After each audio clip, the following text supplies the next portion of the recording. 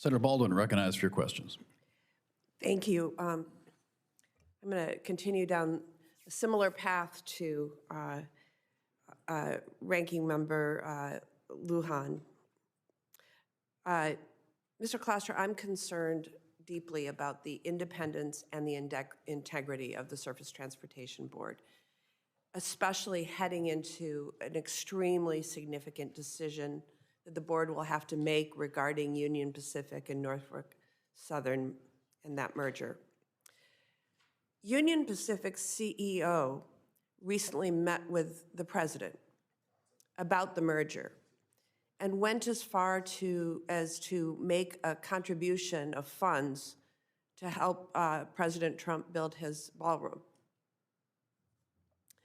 President Trump has stated that the merger sounds good to him, even though it should be clear that a merger of this magnitude would increase costs, create more unreliable service for shippers, and reduce overall competition. When this merger comes before the board, do I have your commitment to act independently of political influence and base your decision on the merits and the merits alone? Or do you plan to deliver the decision that the president wants? Absolutely. I will treat it with independence, impartiality. The merger application, they haven't even filed an application, so no one even knows what they're going to propose. So okay. If I'm confirmed and I'm on the board, I will look forward to, like everybody else, reading that and considering that. But I will promise to do all my research, my analysis, again, in an independent manner. On that issue of research and analysis, the Surface Transportation Board's post-2001 major rail consolidation procedures places heightened emphasis on whether Class 1 railroad mergers enhance rather than simply preserve competition. So will you commit to following this comprehensive evaluation required by these updated standards when evaluating the Union Pacific and Norfolk Southern merger?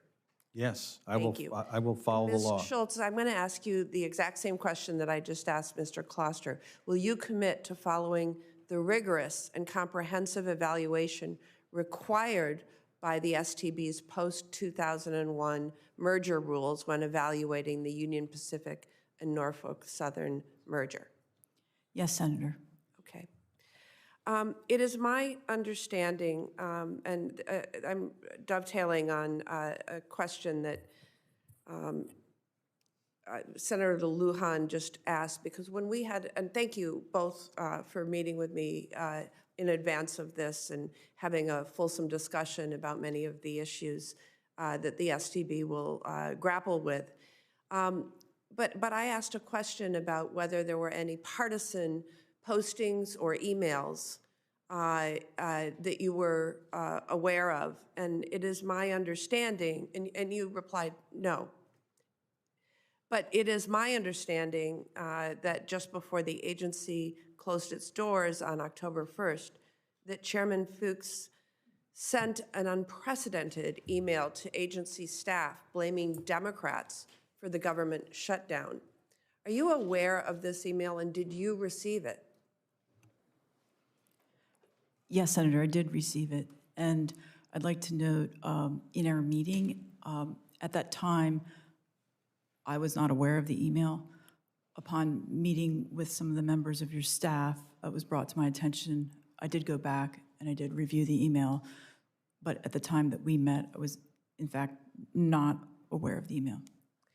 Among other things, that email states that Democrats are blocking this continuing resolution in the U.S. Senate due to unrelated policy demands. And I have to tell you that I was really disappointed to see this email. It is unbecoming of an independent board, which is looking more like Donald Trump's board, with the illegal firing of Robert Primus. Do you think it's appropriate for the board leadership of an independent agency to to circulate a clearly partisan email to staff?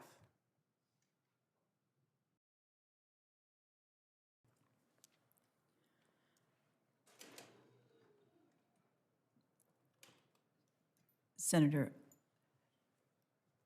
I believe, it is my understanding from reading the news that that email went out across the government as a whole. That said, what I So can the chairman say, sent that to other departments, other agencies? not our chairman. I believe similar language was included across in other. Do you believe it was appropriate? Senator, what I can say is, if confirmed, I will review every case the way I've always approached it, which is with impartiality, absent and apart from politics, which has no place at all within any board decision. And I give you my commitment that any pending matter, I will apply the law on its merits. Do you believe the firing of Robert Primus was justified? Senator, as you're aware, my former colleague, Mr. Primus, has filed a lawsuit against the Surface Transportation Board. It is my practice to not comment on pending litigation. Okay, more hypothetically then, should the expectation be that as board members you will be removed if you don't support the president's agenda? I have been appointed by the president for my first term. I have been nominated for a second term, and I serve at the pleasure of the president. So he has the power to appoint and the power to remove. Thanks for your answer, Ms. Schultz. We're over time.